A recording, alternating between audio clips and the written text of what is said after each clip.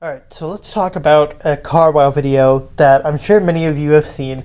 It was the Koenigsegg Agera RS versus the Tesla Model X.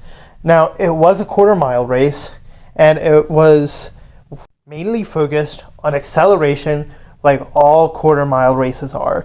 Now, to many, you would think this is a sort of hydrogen bomb versus coughing baby comparison, because obviously you're comparing a multi-million-dollar hypercar versus like $100,000 family car, right?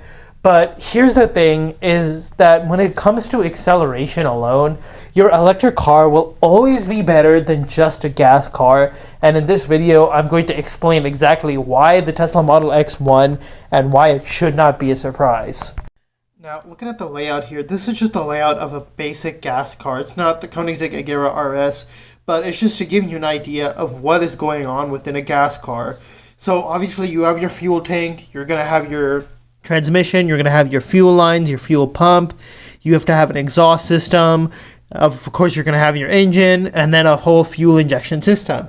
Now this is going to add a lot of weight into the car because you have so many complex components coming together in order to make the car functional. And the center of gravity is also going to be kind of not ideal because you have so many things in so many places that the center of gravity is not where the ideal would be for acceleration. Another reason your gas car is going to be slower than an electric car when in a drag race is because of all the complexity of the components. You have many components that need to execute many mechanical functions very precisely in order to give you what you need out of the car, and so that's going to slow it down when it comes to acceleration if you're comparing it to an electric car, which does not have as many mechanically complex components. Now, this is the basic layout of an electric car. Again, it's not the Tesla Model X, but this is just to provide an example. So obviously you're going to have your battery, which is going to be at the bottom, and then you're going to have your wiring and stuff in order to be able to make the battery give things power. So your electric car would have much less components as compared to your gas car. In addition, all of the components are much more technologically reliant, which is obviously a faster process than a mechanically reliant system.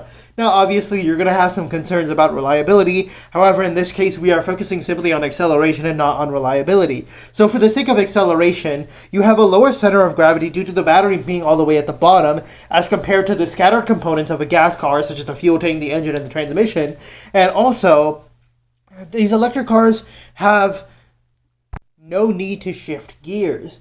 So you're going to have a seamless acceleration with one gear as compared to a gas car, which is going to have multiple gears that it has to go through in the transmission, which is going to be doing so through a mechanical process, which is going to slow down the acceleration when you compare it to an electric car. So here I'm going to give you a more simplified list of pros and cons. Let's start with our gas engine. For one, you're going to have a higher power output. Many high-performance gas engines will produce a significant amount of horsepower, which will give you quick acceleration at high speeds. Then you're going to have a broader RPM range, which is going to give you stronger acceleration when revved. And then obviously gas cars have the potential to be tuned and upgraded, giving them advantages in acceleration and speed and things such as that. For cons, you're going to have a lag in torque delivery because they generally need to build the RPM to reach peak torque, and then you can accelerate, so that's going to be a lower initial acceleration when you're comparing it to an electrical car. Now, the weight is that an internal combustion engine is going to be heavier than your electric motors and your battery and things such as that, and of course you're going to have your transmission, your fuel tank, and other components in the gas car that are going to make it heavier than your electric car. Now, in addition, there's also the complexity with the transmission since it's multi-speed. It's a mechanical process, and of course a mechanical process is going to take time, and more time than a technological process with electricity.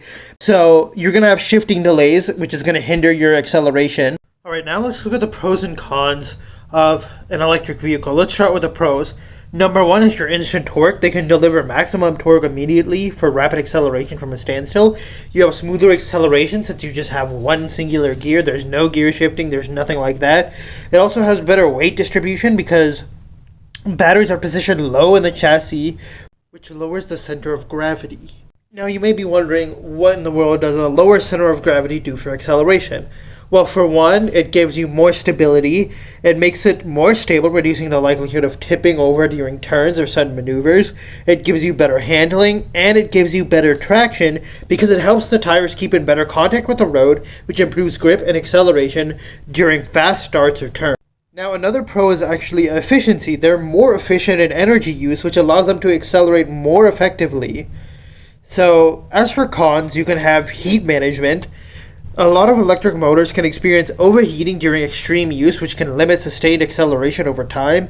And depending on the EV, it could actually be heavier than a lighter gas car. So yeah, in conclusion, despite the Tesla Model X being significantly heavier than the Agera RS, it would win in the drag race, and it makes sense that it did because an electric car is simply much better suited for acceleration than a regular gas car. Let me know what you guys think in the comments.